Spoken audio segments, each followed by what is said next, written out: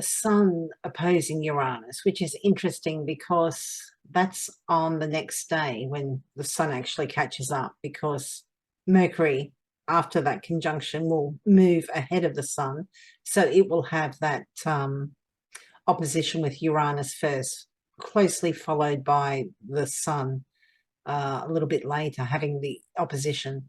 But I mean, they'll be close enough at the time that there'll still be cazimi, I believe. I'll just move that forward and confirm that. But it's kind of like the sun Mercury cazimi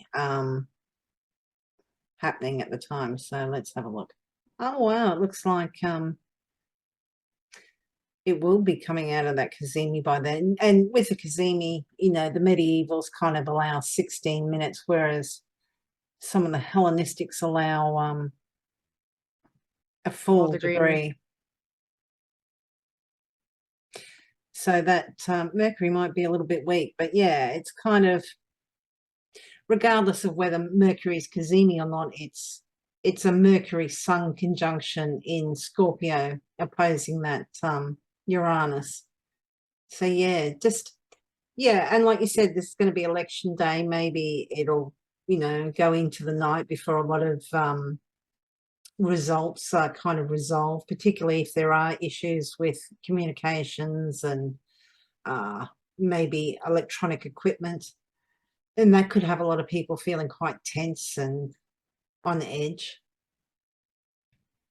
I mean, and the fact that it's in fixed signs, and it's in Taurus and Scorpio, where things are hidden and not moving. Interesting. Yeah. And just let's see, 55. That moon's going to be opposite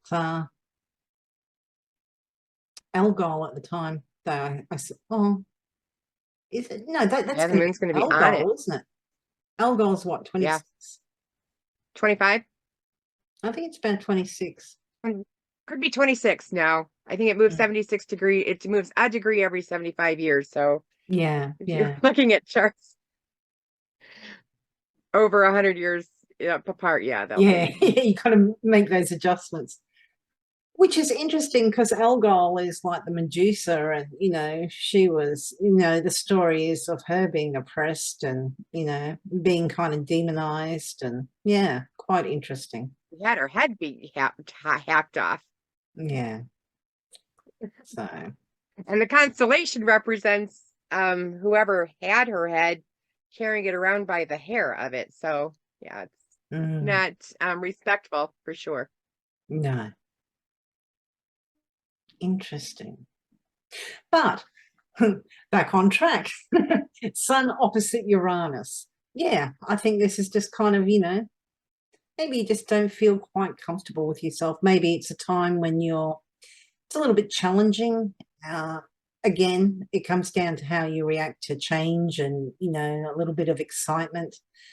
But, you know, it is an opposition, so it is supposed to be somewhat challenging. You know, maybe you're being kind of prodded out of ingrained views or opinions, or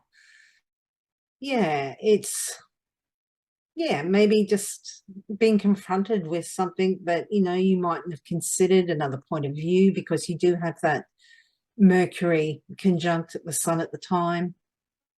Yeah, might be a lot of discussions going on, particularly in, say, the US, but regarding female reproductive rights. I mean, you've got Scorpio, which is very much associated with sex.